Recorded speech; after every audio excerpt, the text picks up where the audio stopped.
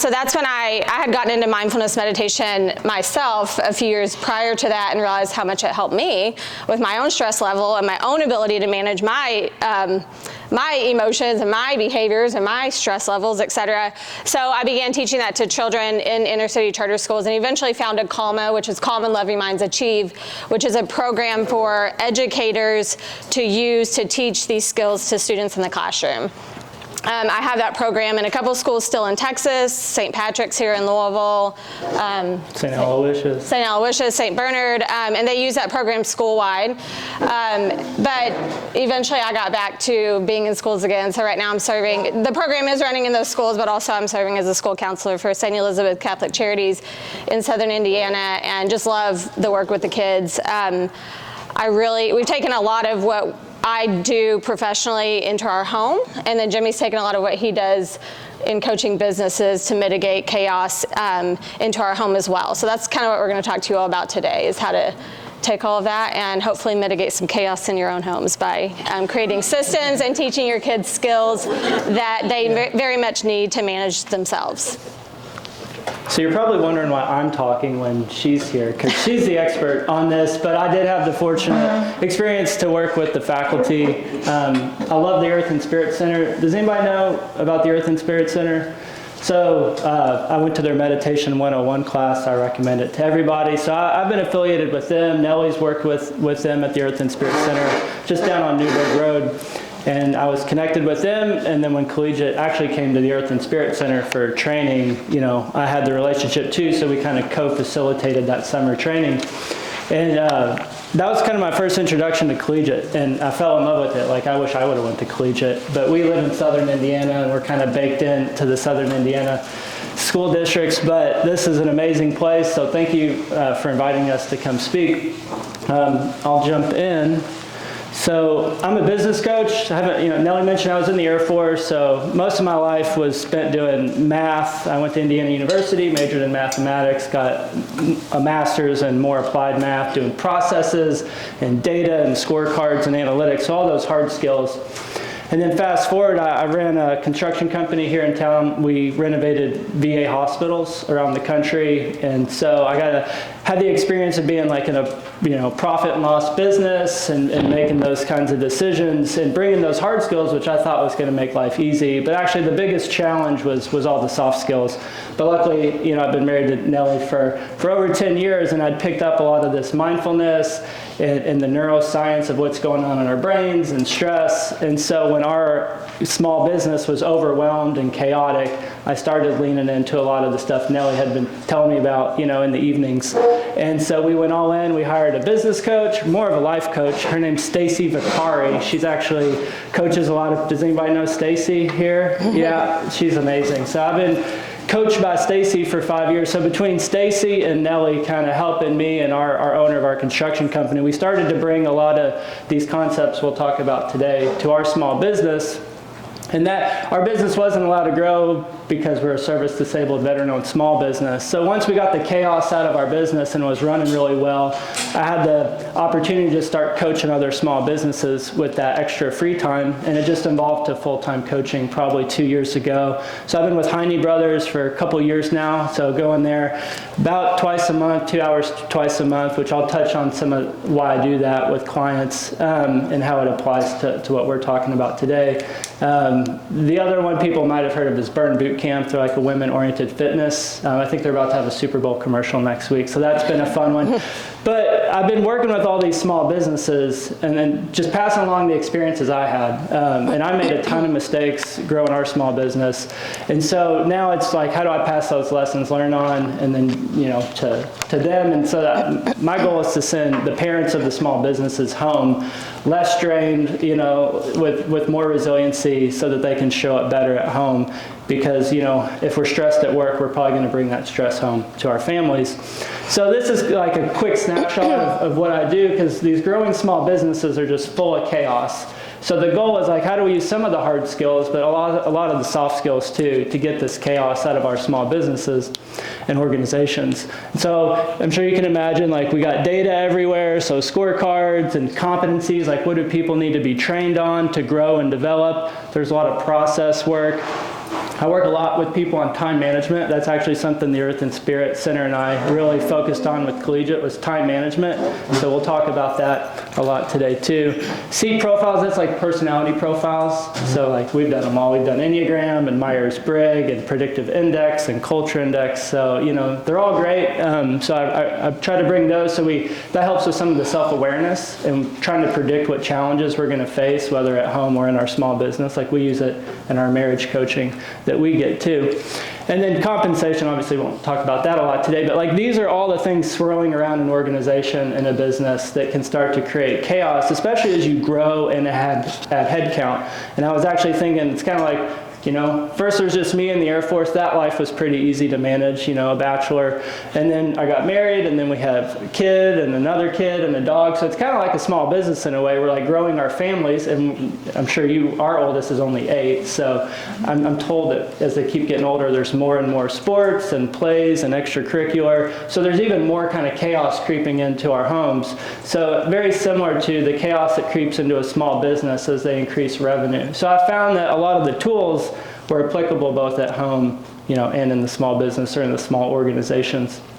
So the book, I put some paper out in front of everybody. I don't know if everybody got a copy, but we'll make sure you do. So I always recommend books to people because that's one of the ways I've learned best. And so I passed on this book summary because if you don't have time to read it, you know, this is a 2-page, you know, digestion of that.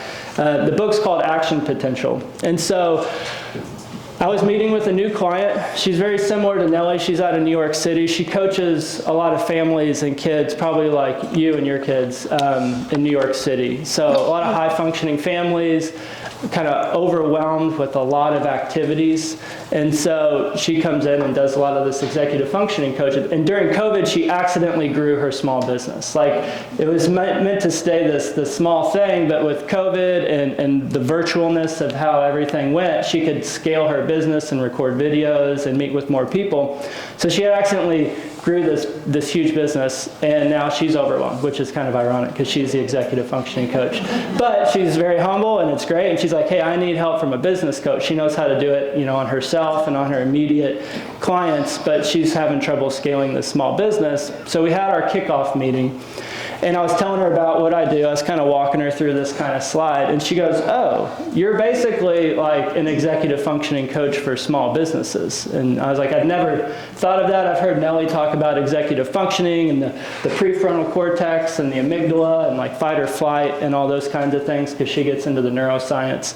So I'd heard of it, but I never thought of it that way. And so I read this Action Potential book, which is oriented towards parents, you know, trying to grow kids to be successful learners and, you know, maybe give us some language and tools about increasing the executive functioning of our households and especially our kids. But when I was reading this book, I was like, yep, that's exactly what I'm trying to do with small businesses is help them with their executive functioning skills. So it's a short read. It's not very thick. So I recommended this, but I thought I'd pass around the summary just so you have access to some of the highlights from the book.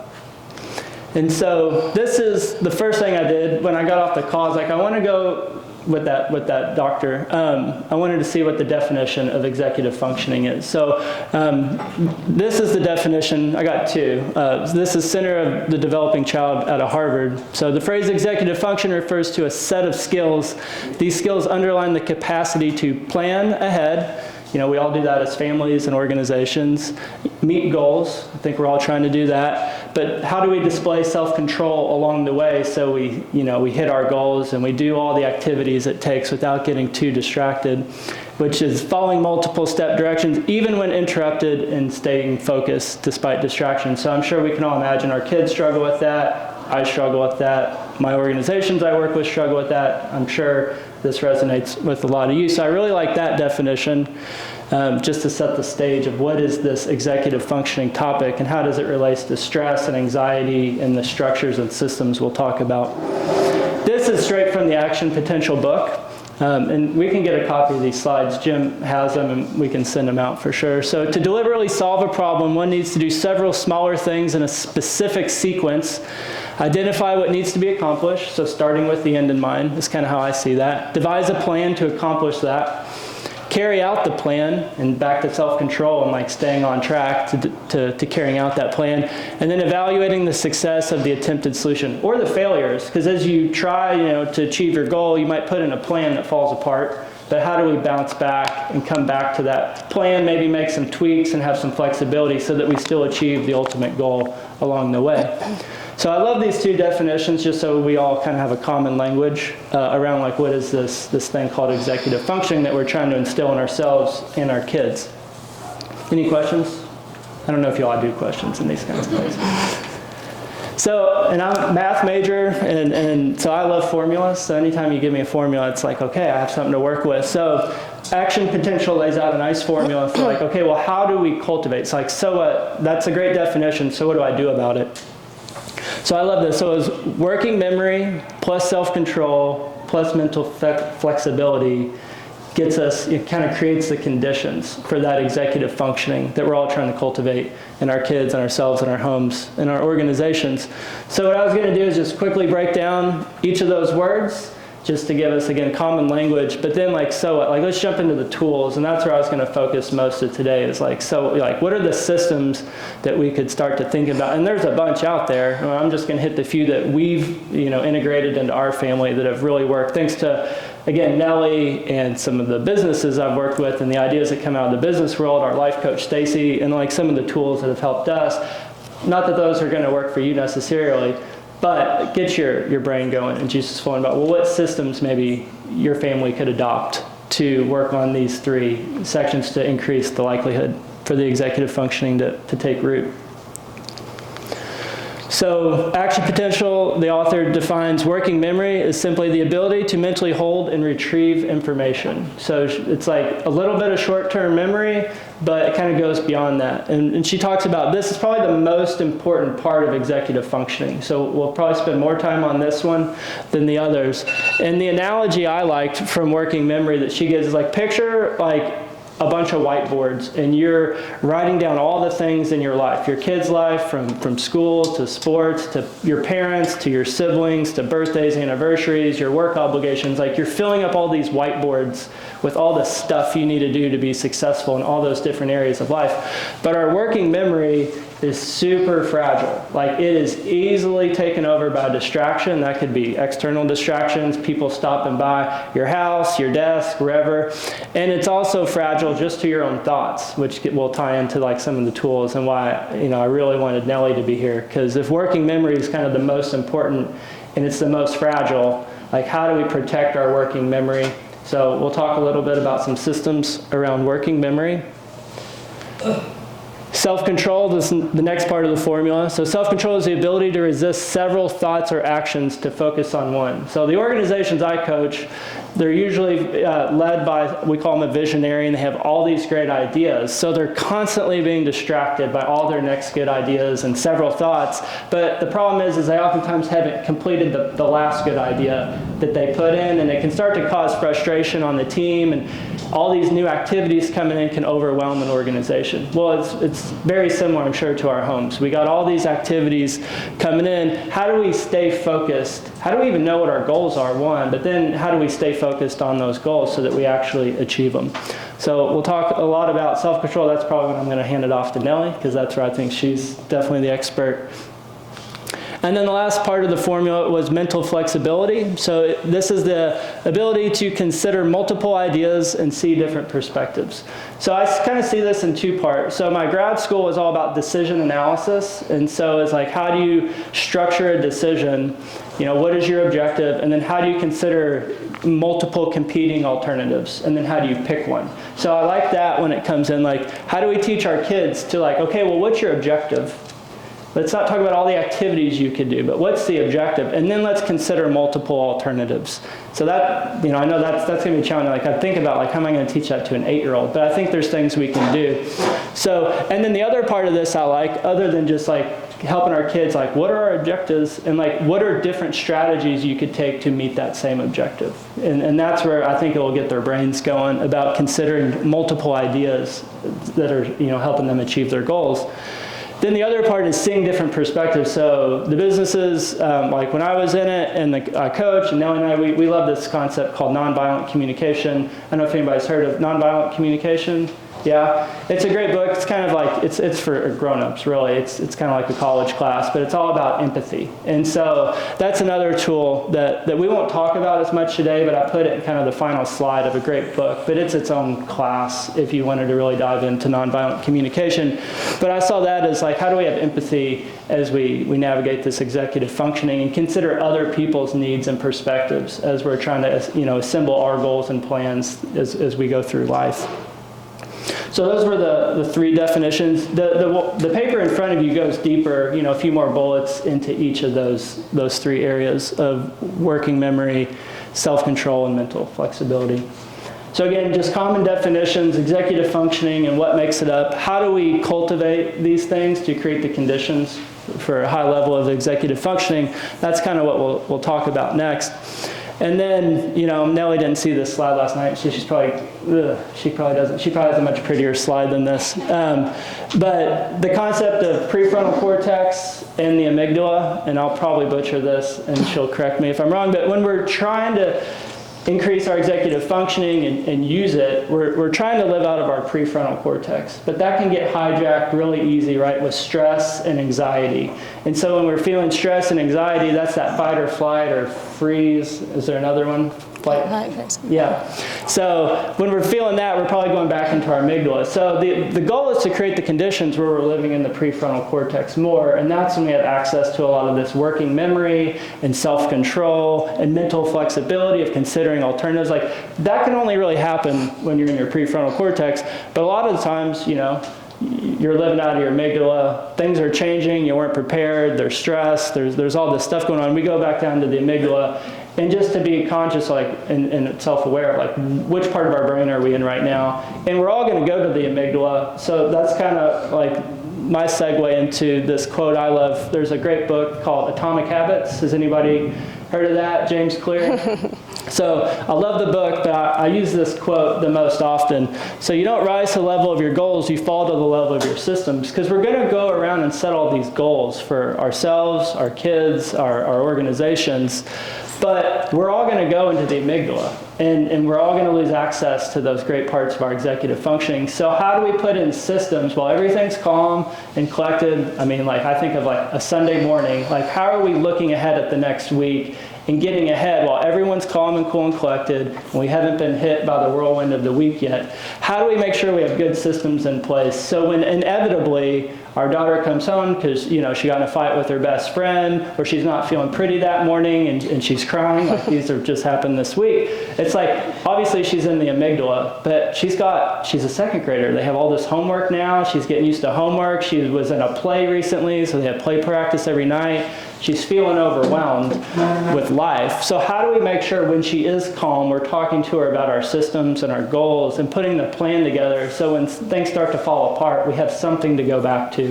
And it's no different than in the business. We put together annual plans and quarterly plans, usually at offsites, right? So that we're not distracted by the business and what's going on inside of it. Well, it's very similar. We put a plan together because my clients, when they get back to their day in, day out, week in, week out business, things start falling apart, and we have a plan and some systems to go back to so that we can get back on achieving our goals. So I added this slide last night because what's the connection? So I think we want to be building our systems and talking about them while everything's calm and cool and collected so that we have access to them when things fall apart and we go into that fight or flight mode. So now the tools. And so we don't rise to the level of our goals, we fall to the level of our systems. So that's really what I wanted to focus on, is just getting you to think and again share with you a few of the tools that have worked for us that we've refined over the years. But again, our oldest kid's only an 8-year-old. So we got a lot more challenges coming. But at least we have access to tools, and we'll keep refining them over time. So working memory tools, I think this is where I focus most with my organizations, because there's just so much information all over the place. You're Heine Brothers and you had 3 coffee shops, not too many years ago, and now you have 20 and you're growing, and there's other stuff going on like unions and all this stuff in the news. Like, you're constantly getting pulled back into the chaos and the fight or flight. So how do you organize everything, so that your working memory, which is the most fragile part of our executive functioning, isn't derailed? So how do you start to capture all that information so you have it to go back to when, chaos emerges? So some of the tools we use with our daughter. So like 2nd grade's overwhelming. Kindergarten, I don't think she had any homework. She might have had a little in 1st grade, but like 2nd grade, they warned us, is like, get ready, homework's about to start.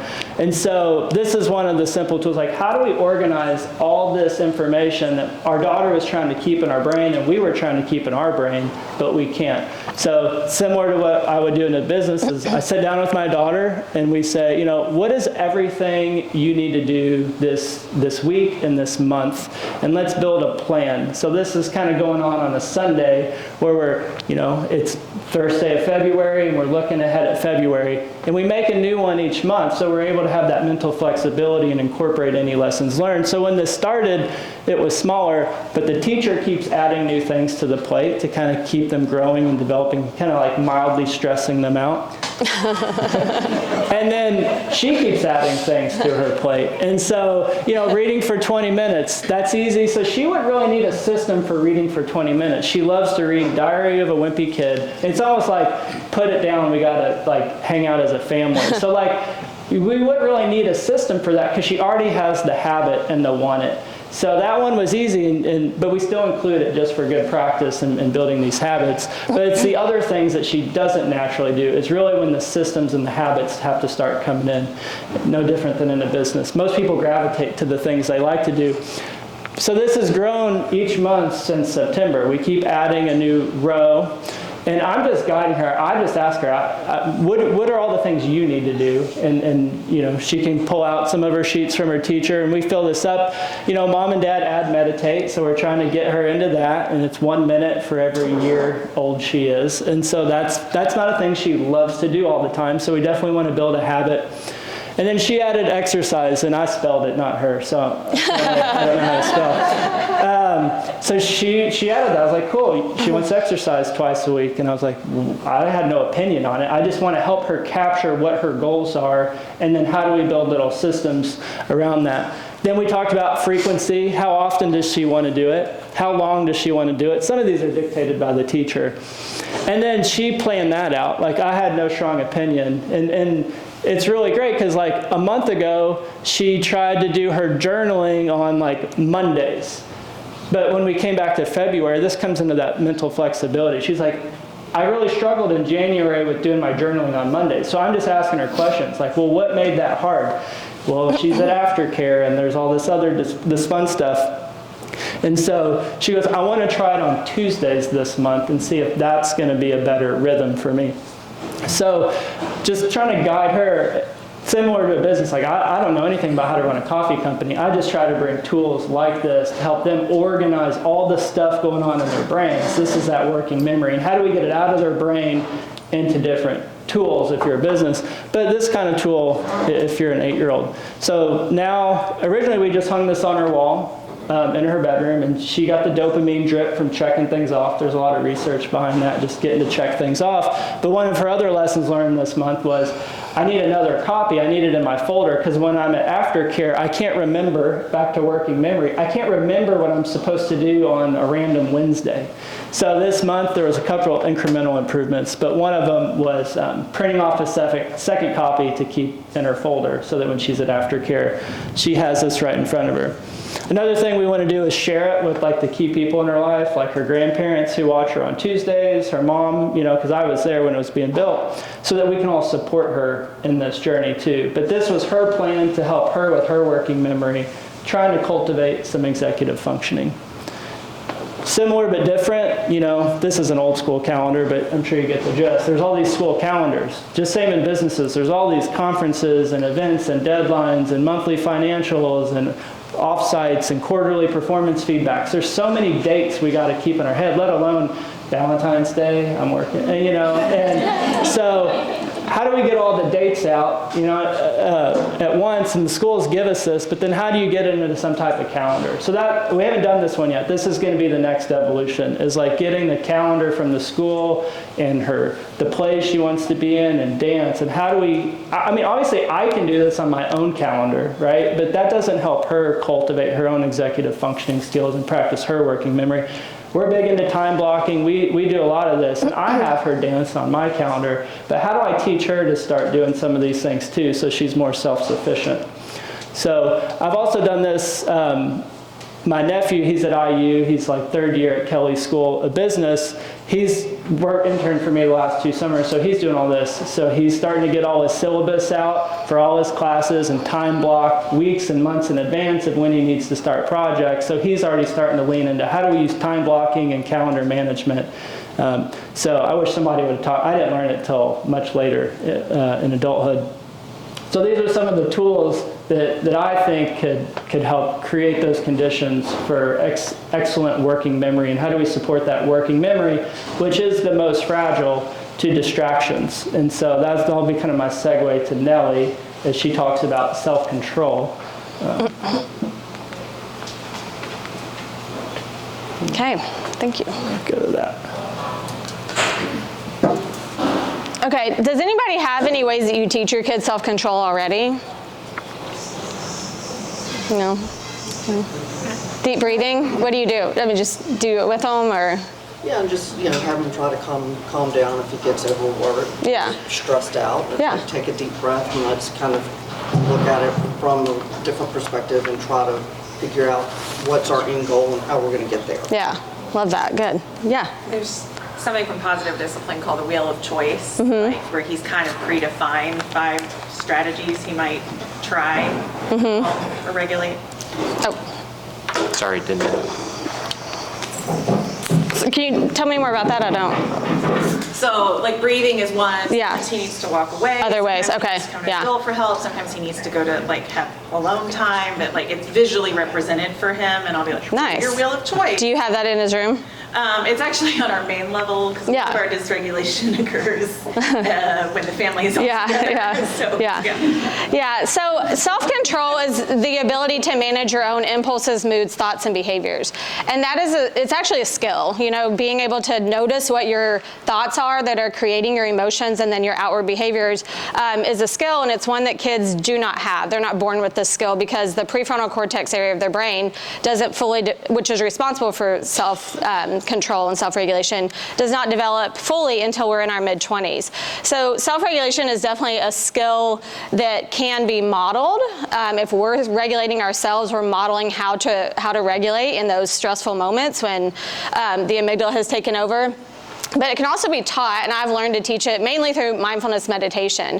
As I said, I got into mindfulness meditation myself and realized how much control I actually had over my thoughts, which created my emotions, and then which led into my outward behaviors. I learned that it's a skill that has to be taught to children if we want them to be able to manage themselves either in our homes or in the classrooms. I did learn this the hard way as a behavior interventionist. I would be called into rooms when kids were completely dysregulated, and I knew they didn't want to get to that level. I had talked to them the day before about destroying whole classrooms or flipping over a chair or a desk. I knew they didn't want to get to that level of escalation, but I knew they had no ability to stop themselves once they began to escalate. So I thought, if we want kids to learn this skill, we have got to teach them, just like we would teach them a math skill or how to play soccer. We're teaching them a skill of noticing their thoughts, noticing what emotions those are creating in their body, where those emotions are, and how to regulate them before they become our outward behaviors. So I began teaching that to these kids and just saw complete success with these inner city kids because we created a calm classroom culture where they were able to regulate themselves, practice that skill of noticing, observing their thoughts and their emotions, and then regulating them before they became their outward behavior. And the more we practiced that, we would practice it every morning as they would come into my classroom, they were able to access that skill throughout their day to regulate themselves either in their classroom or in their home.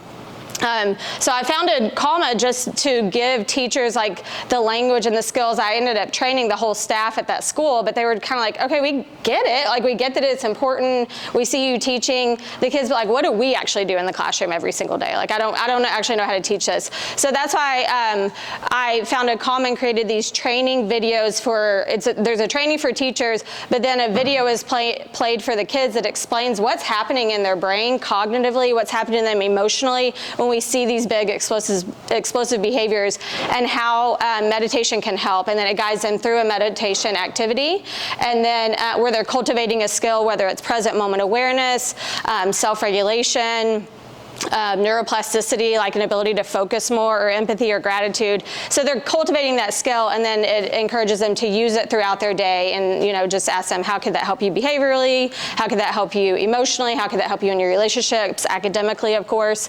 And then, of course, in the home, luckily there's a lot more tools out there than there used to be back in 2017 when I founded Calma. But in the home specifically, we have our daughter practice her breathing every morning for 8 minutes, as Jimmy said, like the age that she is. And that just gives her the time and the space in the morning. I don't know if any of you all like meditate at all, but as I say to kids all the time, it just gives you the time in the morning to kind of get on top of your day, to create that calm in your day, to regulate yourself, all those thoughts, we have going on that create our emotions and our behaviors, to kind of to notice those and regulate those in the morning before we go into the day where there's all these triggers that pull our attention, that cause us stress, and then we can come back to that tool of being able to regulate and notice, what is this that's causing me to stress? How am I thinking about this? How can I think about it differently? How can I set it aside right now so I can execute this work or this plan or pay attention in the classroom? So that is how we personally teach our daughter June, self-control and self-regulation, and then how I've learned to teach it also in the classroom. You can go next. Yeah.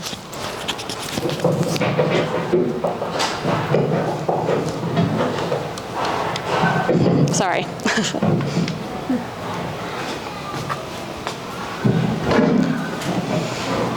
Yeah, and 8 minutes used to be 5 minutes, and we used to do it on the car ride to school, but that's before her little sister started riding with her to school.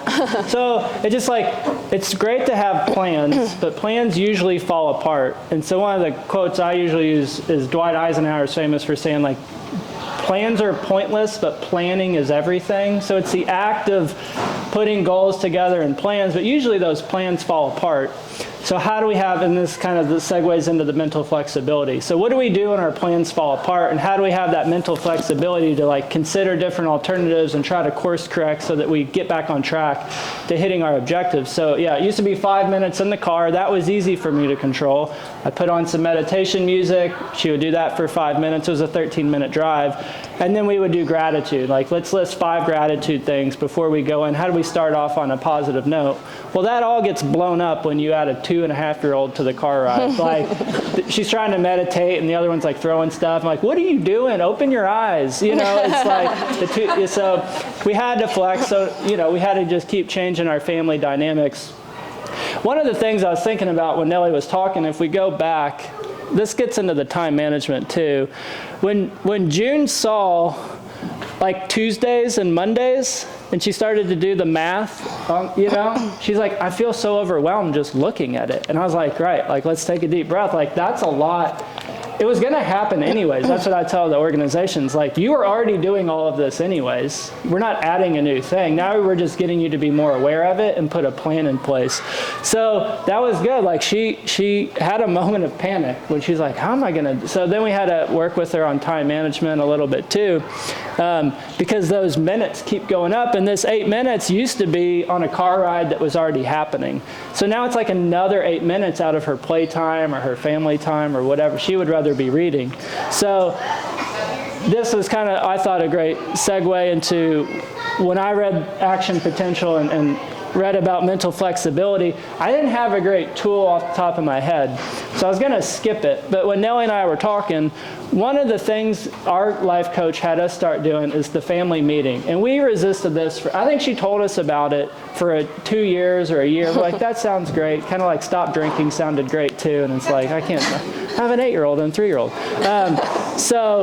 it sounded great, and we postponed it forever. And eventually we came around to being like, all right, we're running out of other tools, like life's getting chaotic. So we finally succumbed to the family meeting. And we've had to evolve this. I think it used to start in the evening, and then on a weekday, and then we tried a different day, and then eventually now it's like Sunday mornings. And we're still not awesome at it. Like this last Sunday, I don't think we had it. But again, like it's there, it's on our calendars. We know we're supposed to have the family meeting. And we know when we don't have it. And then when we don't, we feel really guilty, and our Catholic guilt kicks in our mind. And then I go back and do it. Well, there's just more chaos, too. Yeah, and Like so usually when we skip the family meeting now, and then we get in a fight, or the week's really crazy, we're like, it's because we skipped the family meeting, and we ended up getting overwhelmed.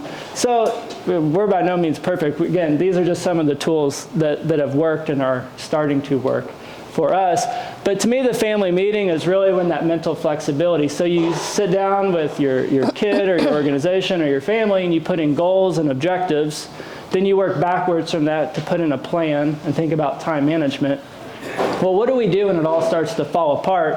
In a business, they have quarterly planning and weekly leadership team meetings and things like that to get a team back on. But like, when does the family get back on? And so for us, it really has been the family meeting. This is when we try to exercise that mental flexibility of like, okay, the plan's not working. How are we going to course correct? Or how do we at least predict issues? Like June's homework schedule is going to be really hard this week with birthdays and sick people and the Matilda play practice we were in. Like that all starts to hijack. But at least with the family meeting, we see it coming. We're calm and cool. We're having coffee on a Sunday morning on a back screen and porch.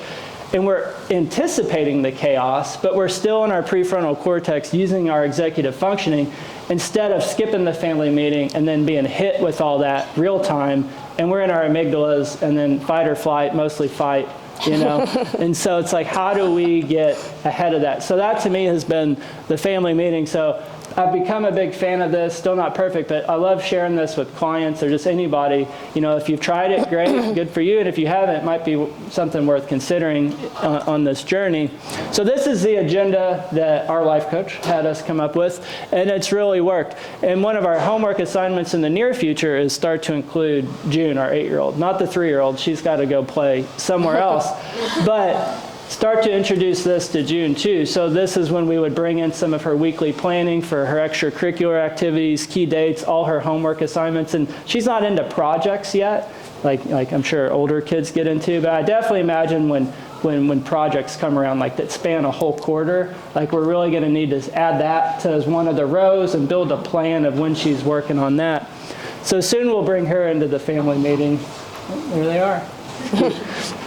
So the agenda that's really worked for us is just starting on a positive note. And you'll see back-to-back positive. So positive review of the week. That's more like me personally. Like, hey, I had this client come on board, and I got asked to speak at Collegiate, and I'm really excited. So like anything kind of personally, and we each take a turn. Then we show appreciation to the other. And then this comes back to working memory. So like working memory comes like, I can't remember all the awesome things she did all week throughout all this chaos. So for us, it's like creating a little notes in Apple, in your Apple Notes. And just as the week's going on, how do I add appreciation? Oh, you did this for the kids, or you did this for my parents, or you did this for me. So how do we start off in that positive gratitude mindset, which again is bringing us into that high executive functioning prefrontal cortex. So it really starts off on a positive note. Follow-ups. We don't really do that yet. I was just putting that's what I'm going to do with June when she starts to join the family meeting, is when are we going to review that table of contents of all her homework and how's she doing.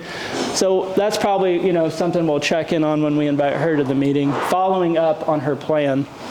Issues and requests. So what are all the minor little grievances that happen between husbands and wives and kids? And we want eventually to give her a chance, like what's not working for her. So this is usually where we talk about any misses throughout the week. And they're small and petty, it's like the coat closet's a mess, or, it could be anything, but it's like these were some of the things the life coach had us work on. Like, what are you going to wait for that to become a mountain? Why don't you just continually address things when everyone's happy? You just showed a bunch of positivity. Everyone's feeling resilient. how do you talk about any misses going on in the family? Again, trying to get ahead of future chaos, future fight or flight. So I think the issues and requests has been a huge one. That kind of taps into some of that nonviolent communication too, that she's had us work with. And then definitely calendars, back to working memory. We can store a lot of our obligations and activities, in our calendars. So then how do we compare calendars and again, try to stay ahead of the chaos every week? We usually look a few weeks out. I'm an introvert, she's an extrovert. How do we balance like how much extroversion we have in our calendar? And so, things like that really come into play a lot with the calendars. And then June's gonna have her own profile. I don't know what it'll be, but we're gonna have to find out like what she likes in life. And so, the goal would be to include her on this and try to manage her energy through good time management and calendar management as well. So I was struggling with a tool on mental flexibility, but I think it was right in front of us the whole time. I think it's the coming together every week to check in on the plan and how everyone's doing. And this one was hard for us, so I just want to be vulnerable and give you empathy. If you've tried this and quit, I get it. If you're going to try it, don't be surprised if you fall off every few weeks and you don't have it. And you'll probably be like us and notice the chaos crept back in, and it kind of motivates you to go back to the family meeting. Anything I missed on? I don't think so. So this is a slight diversion. It's just in the book, though, and we both love the concepts of grit and growth mindset, and the book really talks about this in one of the sections, so just wanted to highlight it. The difference, we're all about grit. We love the book called Grit. Who wrote that one? Angela Duckworth. And then there's a whole genre of books on growth mindset. So Carol Dweck is one. She wrote, what was that one called? Mindset, yep. And then there's the Marshmallow Test book. So I got a picture. So we got really into those years ago. But I liked how the author of Action Potential just differentiated the difference between grit and growth mindset and how they're different from executive functioning.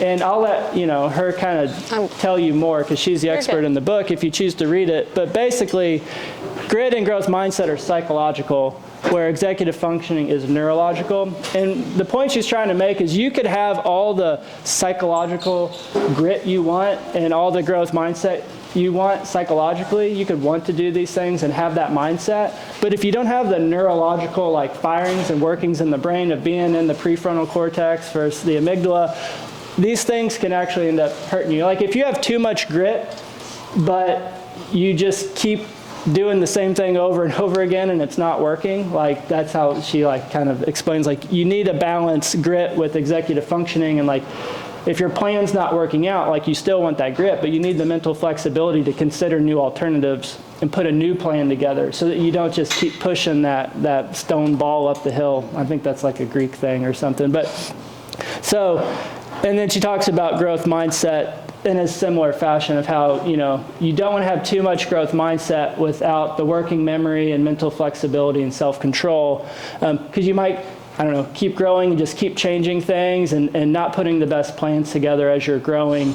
And, it could end up, making a less efficient growth mindset journey. So she still says these are important, and I think most people have heard about these over the last decade, but I thought she tied it in nicely with why you still need executive functioning to get the most out of your grit and growth mindset. And then, this is basically it. So these are some of the books we've mentioned, and I recommend to people because they've helped me immensely. Mindfulness in Plain English, that's the one that, the Earth and Spirit Center would have you read if you were going through Meditation 101. There's a lot of apps out there on mindfulness for grown-ups. I don't see a lot for kids. That's why I think Nellie's kind of a leading edge on kid mindfulness, because if you go to the App Store, there's not a lot of kid mindfulness out there. The far right is that nonviolent communication book. That's all about empathy for yourself and for others, and that's a great one too. So future reading if you want, or good Audible books. And that's it. So Nellie has a really great website if you're interested, calmykids.org. Mine's less interesting, so you might not go to that one. So. That's great. Thank you. Great. We have a few minutes for some questions, and so if anybody has any questions for Nellie or Jimmy, please Let me make one public service announcement. First of all, let's give them another round of applause. That was terrific. Good job.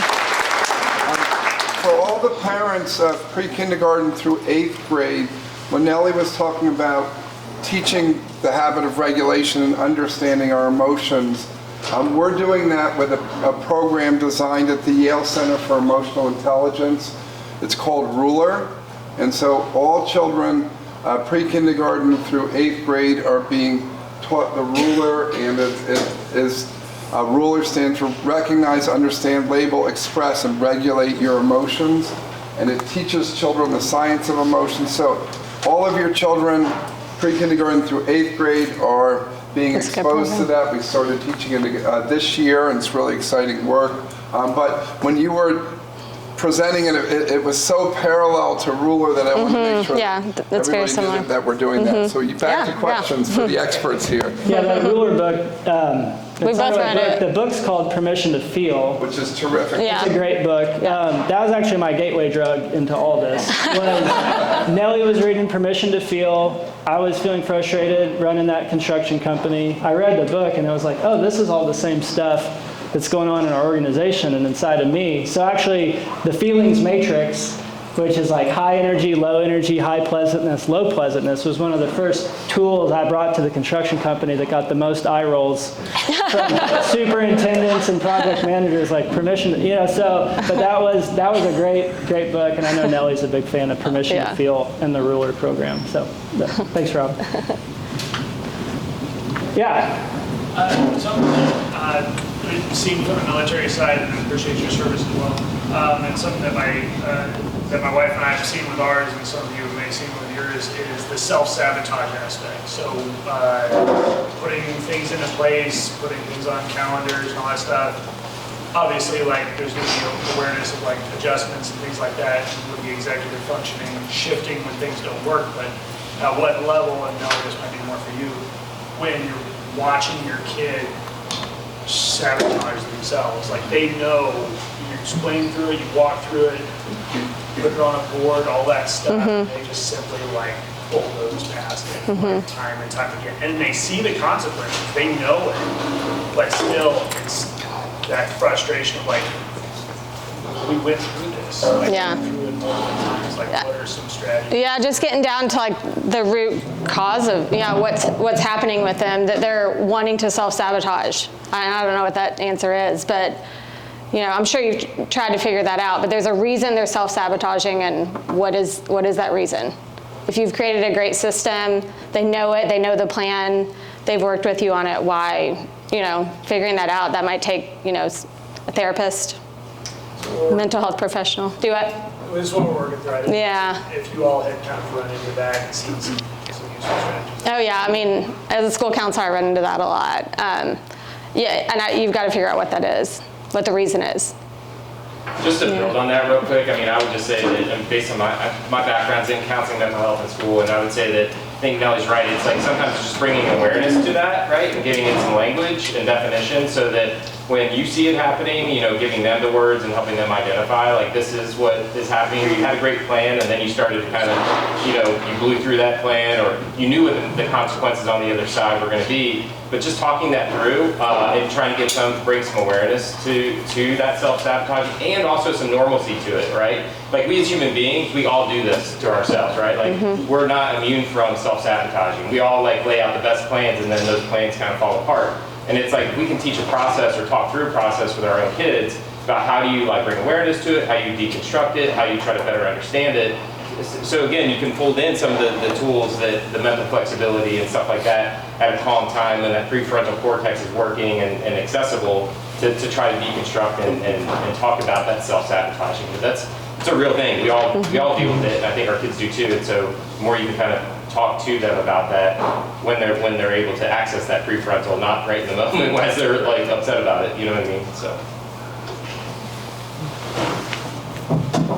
I have a question to your point about meditation apps that are kid-friendly. And so you mentioned your website, of course. Do you have any other favorites that you can share with us? I mean, There aren't a lot. I mean, Headspace has some. They're more like sleep stuff. There's some stuff on YouTube. Like I do a lot of like the square breathing on YouTube with kids, but I haven't seen a lot, which is why I created the program I created that explains what's happening to them cognitively in their brain and how we can control that. And it's really empowering for kids, especially teenagers, when they realize, oh, this like anger that's creeping up, like I'm realizing my amygdala is getting big, my prefrontal cortex isn't working.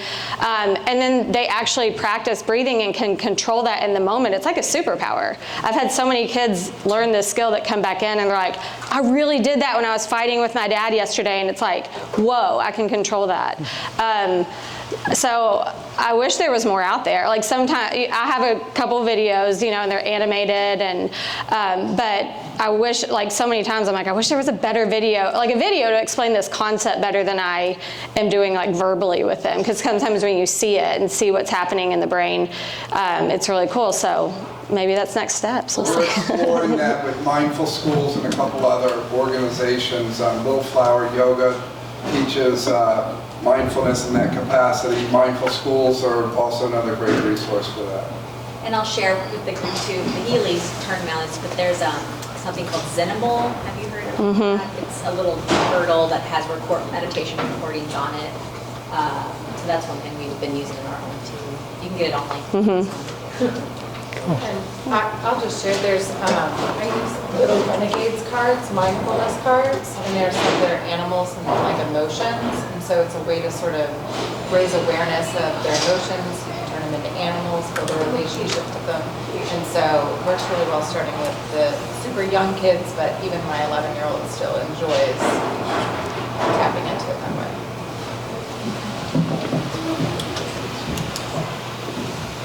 Any last question before we? You guys timed this perfectly. Yay! Thank you. Thank you for having us. Really appreciate it. We have one more of these happening in April. I'll send an email. 25th. Thank you, 25th. Thank you very much. And at that one, we're really going to be leaning in with our counseling team here. We're going to be diving into topics around achievement culture, some of the benefits and whatnot that come from it, but also some of the toxic things that can come out of that achievement culture as well, and how we as parents try to thread that needle between trying to encourage our students to set goals for themselves and achieve and whatnot, but do so in a healthy way. So more on that later, but that's coming in April. So thanks again, appreciate it. Thank you so much. That was Definitely. Oh my gosh, I love it. Nellie, that was fantastic. Oh, I barely did anything. Oh my gosh, no, are you kidding? Like, you were all like, this is a great team. Yeah, thank you. Thanks for having us. Yeah, I love the way that, I mean, you all bring unique kind of perspectives, and there's such an intersection. Yeah, You know, there really is. We all need this. Yeah, for sure. 8 or 68. For sure. Yeah. It was an honor, yeah. Thanks for Oh my gosh, I loved it. We'll remember you for a long time, because we've talked about this for you. Like, wonder if one day we'll collaborate. Yeah. And you are the one that. Because we see how it all works together in our daily lives, but explaining that, like, it's always been kind of a dream to, like, yeah, but maybe one I day think we can there is bring it all. really like a tremendous opportunity here. I think in the school parenting space for exactly this intersection, because I think there is so much to be learned and garnered from kind of the side of things, bringing in kind of all about the neuroscience and the mindfulness and meditation, like what's happening in our brains and bodies, and how that impacts. I mean, that to me, like I'm in education 23 years, and even just like sitting through this.